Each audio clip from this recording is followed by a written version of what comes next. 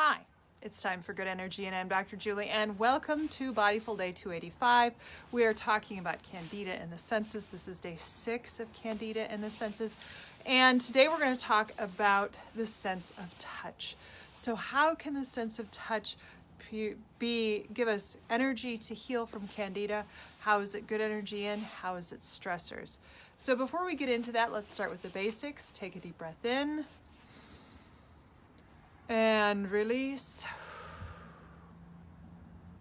Deep breath in, expand in the belly, expand in the chest, expand in the sinuses, and release. And we're talking about the sense of touch. So I want you to think about skin and skin problems, itching, and some of the key skin conditions that have to deal with fungus is ringworm. Ringworm is a fungal infection. So if you've ever had anything like ringworm or cyclical peeling in your hands and feet, go ahead and think about that and breathe into it. And release. So today we're talking about the sense of touch. And we're also talking about Candida, which is a fungal infection or a fungal overgrowth. And so we're going to talk about fungal overgrowth in the rest of on the skin. So obviously we've got some typical ones. We've got yeast infections. We've got diaper rash. We've got jock itch. We've got athlete's foot, and we have ringworm. Those are some of the common fungal infections that occur on our skin. Now, Candida can rise and fluctuate all over the body or all over the skin, and it doesn't necessarily have to be in that form. It can lead to little bits of itching that occur just underneath the skin, and underneath the skin it's still a sense of touch, but we're working with the interstitium. The interstitium is the layer of the communication layer, because sort of the gaps between the cells that exist just underneath the skin. And this is a major source of immune function and also a source of cleanup throughout the body. So you can have fungal infections that exist just underneath the skin that also make it itching, and itching just appears to go all over the place. Not the, oh my gosh, I just saw a mosquito type of itching, but actually feeling itching throughout the body. And so that is, of course, the sense of touch telling us that we have a stressor, that we do have Candida when it comes in any of those forms. So how are we going to use the sense of touch to clear Candida? Well, when we're thinking about it from just, we need to make sure that there's an outlet, that we don't have anything plugged up, we can talk about skin and flow of skin. Flow of skin and flow of the interstitium that exists underneath the skin. And there are a couple of common ways to do that.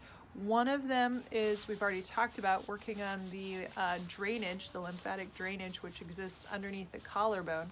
So just massaging underneath the collarbone, you can help with lymphatic drainage throughout the rest of the body. And you can do that on both sides. If you massage both sides, that actually helps with drainage from the entire body. If you massage just on the left side, it kind of helps everything from like here down. It's a very strange setup. Bodies aren't necessarily symmetrical. And then if you massage on the right side, it's like here down or here down. And so you can massage under the collarbone, and that will increase lymphatic flow and improve immune system, so that if there is something stuck out in the skin or stuck out under the skin, you can clear it. Now, there are other ways to work on things that are just on the skin or just under the skin. This is a skin brush or a body brush, and you can use body brushes to slowly work your way up the arms and up the legs. Always work towards the heart. And you can use the skin brush to actually work on brushing the delicate layer of, or the dry layer of skin off, so sloughing off the extra stuff. Or you can also, when you're doing it, when you're kind of brushing, is that you're working on the lymphatic flow just at the skin level. Now, lymphatic massage therapists will tell you can do the same thing by doing with your fingers, so you could work your fingers up. But a brush covers a little bit more area, does dual things. and you can brush up your body and work on the sense of touch, but also work on the healing that's existing just underneath. The other one is gua sha. Gua sha is spelled G-A-U-S-U-S-H-A, and gua sha is a Chinese technique that they used back, they've been using for centuries, where they use their knuckles or they use a wooden spoon. There are cool little gua sha tools that have edges and curves and points that you can kind of get into places on the body, and you can push really hard or you can push gently, but you also have an edge so that you can kind of scrape up the skin. And again, you're not scraping up the skin, you're scraping up underneath the skin to move stuff. And so gua sha can also be used to treat fungus because you're going to be using it to kind of get any garbage that is underneath the skin layer out into main circulation, and so it's no longer like gathering garbage. The key with touch and Candida is flow. You want to make sure that you have a better flow in the body than you did before, because usually Candida forms in places where things aren't moving. And so we talked about that with the ileocecal valve. We talked about working on the ileocecal valve to increase flow in your gut. We've talked about drying herbs to actually open up things so that they are increasing the flow. Skin brush and gua sha tools are just ways of, again, increasing flow, because if you increase flow, think about it. Where Candida and mold and garbage form in a river or alongside of a river is always where the energy isn't as strong. Where there's a quick flow through the river, nothing can take hold. The energy just goes right through and keeps going. But where things start to eddy and swirl, that's when the energy slows down and there's less energy, and it becomes a place of moisture and collection of garbage, and all of a sudden you have this collection, this quiet, moist, dark space where garbage can grow.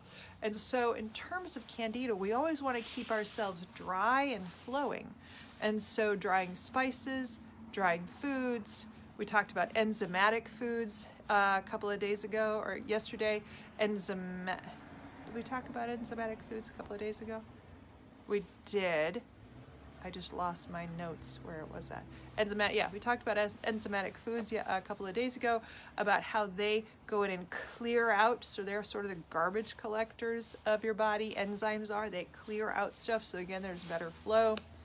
The goal with working with Candida is to get flow, so that's why stretching also works. That is why working on your ileocecal valve works. That is why all sorts of things work to help Candida, but they're all about opening up pathways.